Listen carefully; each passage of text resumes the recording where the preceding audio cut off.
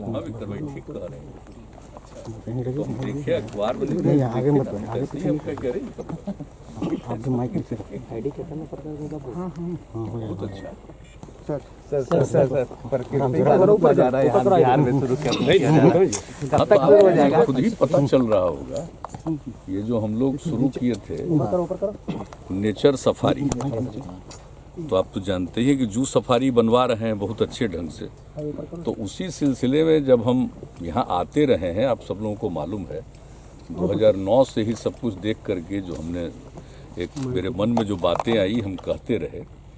तो zoo safari का तो काम चल ही रहा है, लेकिन जब जू सफारी का पूरा एरिया एक रोज हम देख रहे थे तो उसी तरह से हमने कहा कि इसके साथ साथ ये जो इतना अच्छा जगह है और लोग देखें अगर इसको, नेचर सफारी भी बनाना चाहिए, ये हमने कहा। लेकिन हाँ हमारे मन में बात थी कि जो जू सफारी के बगल से ही नेचर सफारी चले, लेकिन अभी हमको सभी लोगों ने बताया कि उस बीच में नहीं किया जा सकता है, उसको यहाँ से ही किया जाएगा।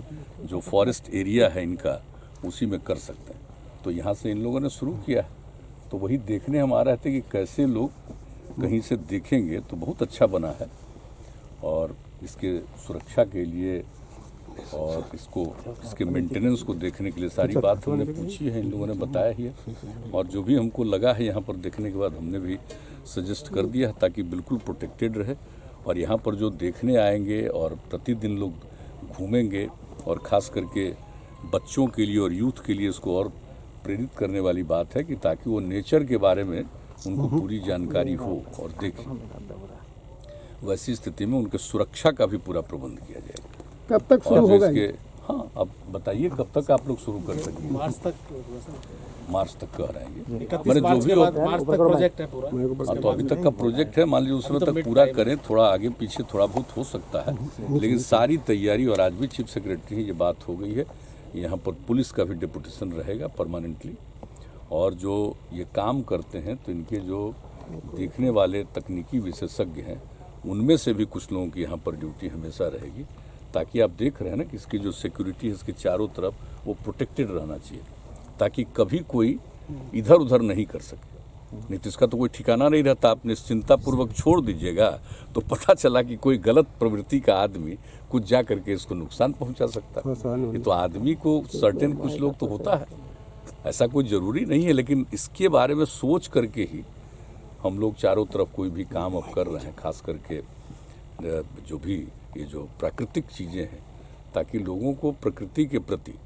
और आप जान रहे हैं कि हम लोग किस प्रकार से जल जीवन हरियाली अभियान चला करके पर्यावरण के प्रति लोगों को जागरूक कर रहे हैं और किस तरह से लोगों में जागृति आई है, कितना वृक्षारोपण हो रहा है, जल के संरक्षण के लिए काम हो रहा है और मौसम के अनुकूल कृषि के लिए काम हो रहा है, सौर ऊर्जा को बढ़ावा दिया जा रहा है। ये सारी बात जो हम लोगों ने तय की है उनके प्रकृति के लिए, हिसाब जल है और हरियाली है तभी जीवन संरक्षित है। तो हर तरह से कि किसी तरह से पर्यावरण का कोई संकट नहीं। और एक बात आप लोगों को और बता रहे हैं, पूरे आप जान रहे हैं कि राजगीर के इलाके में हम लोग गंगा नदी का जल, उसके लिए काम शुरू हो गया और गंगा नदी का जो जल रहेगा वो सारे लोगों को जल उपलब्ध होगा। चाहे हमारा यूनिवर्सिटी बन रहा है नालंदा विश्वविद्यालय वो हो, या आर्मी के या जो भी पुलिस के लोग हैं, या जहाँ कहीं भी कई तरह की संस्थाएं, और पुलिस का ट्रेनिंग इंस्टीट्यूट भी यहाँ बना हुआ है हर प्रकार से। और आप जानते हैं कि जिस तरह से एक एक चीज़ बन रहा है, खेल कूद के मामले में आप जान ही रहे हैं किस तरह से यहाँ पर सारा बड़ा बड़ा काम हो रहा है। और यहाँ पर एक खेल के लिए भी विश्वविद्यालय बनाने का हम लोगों ने निर्णय कर लिया है। तो ये सब चीज़ होगा सबके लिए, जो भी आएंगे, जो भी होटल में रहेंगे, अपने घर में रहेंगे, सब लोगों के लिए वही हम लोग गंगा जल उपलब्ध कराएंगे पीने के लिए, उसको और स्वच्छ करके एक एक जगह पर पहुंचाएंगे। तो अगर एक बार ये हो गया तो फिर नीचे से ग्राउंड वाटर लोग तो अब नहीं करेंगे, उनको मना भी कर दें ग्राउंड वाटर खुद नहीं निकालिए।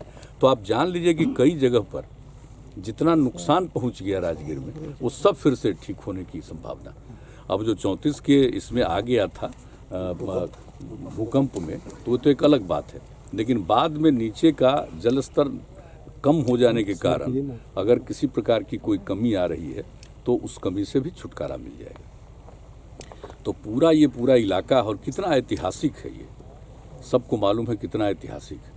भगवान बुद्ध तो यहाँ पर आए, भगवान महावीर का भी आना हुआ, लेकिन उनके और पहले का ये है सब।